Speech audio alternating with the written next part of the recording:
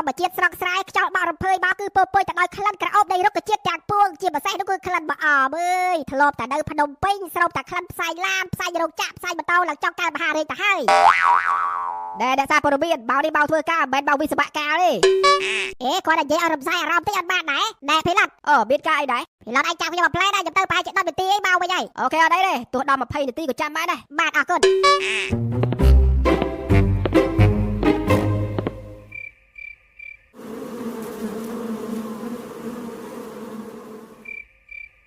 Bonk.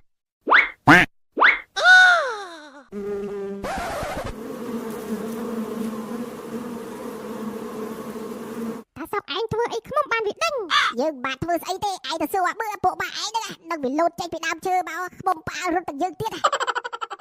មើលទៅខ្ញុំនេះកាច់ដល់ហើយ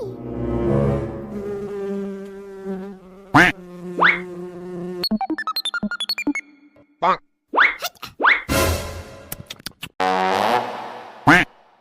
ជុំស៊ីបេខ្ញុំមិនណាវាកំពុងតែផ្ដល់រលកសញ្ញាឲ្យគ្នាវាដល់ពេលយើងស៊ីអញ្ចឹងទៅវាបាត់រលកសញ្ញាហើយវ៉ាវដល់ថ្នាក់នឹងផងឯស៊ីទឹកបេស៊ីទឹកតនិចយ៉ាងចាំមើលវាទៅតិចពវាដល់ហើមស្ទីចហើយ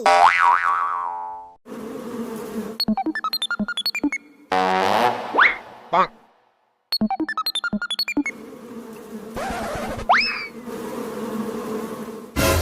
ណែបាត់អើយរលកសញ្ញាបាញ់ប្រហែលតែដល់បាត់ហើយមើលទៅបាត់កាទេរត់អាក្មួយបាត់តាក់លឿនឡើងឈប់ញ៉ាំសំធីមប្លែកសិននោះពីណែលេងដាញ់គេលឿនមិនទេអានតែខ្លួនឯងមានស្លាប់ហើយមិននឹងអង្គុយនឹងវាស្អីទេវាខំស៊ីជើងលឿនតាមពេលចឹងទៅរត់អត់ចង់រួចតាសុកចាំផង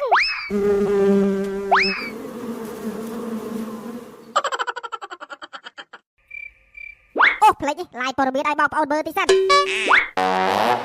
ប្រិយមិត្តដែលកំពុងទស្សនាទាំងអស់គ្នាបាទវីដេអូនេះសូមផ្ញើជូនទៅកាន់បងប្អូនដែលរស់នៅក្នុងទីក្រុងភ្នំពេញបាទដែលមិនមានយានសណ្ដាននៅស្រុកស្រែអញ្ចឹងបានន័យថាគាត់មិនដែលស្គាល់រសជាតិនៃការជូរនៅក្នុងស្រុកស្រែទេដូច្នេះហើយបានជាខ្ញុំចែករំលែកបទពិសោធន៍នៃការជូរនៅក្នុងវាលស្រែថាតើវាមានអារម្មណ៍យ៉ាងណាបងប្អូនការជូរនៅក្នុងវាលស្រែគឺធ្វើឲ្យយើងមានអារម្មណ៍រ៉ូមែនទិកមែនទេគឺថាយើងស្រូបក្លិនធម្មជាតិបណ្ដាយើងជូរបណ្ដាក្លិនរបស់យើងចាក់ឆ្ងាយទៅប៉ុន្តែក្លិនថ្មីបានបដូរមកជាមួយនឹងក្លិនផ្ការុក្ខជាតិជាមួយនឹងក្លិនផ្កាមកអមជាដើមវ៉ាវអូ my god កាន់តែពិសេសជាងនេះទៅទៀតនោះបងប្អូនមិនចាំបាច់ចំណាយលុយកាក់ទៅទិញក្រដាសឲ្យបញ្ជូតកាត់ស្អីទេបងប្អូនអាចយកស្លឹកឈើបងប្អូនអាចយកដីស្ងួតឬក៏បងប្អូនអាចយកឈើស្ងួតកាត់ក៏បានដែរ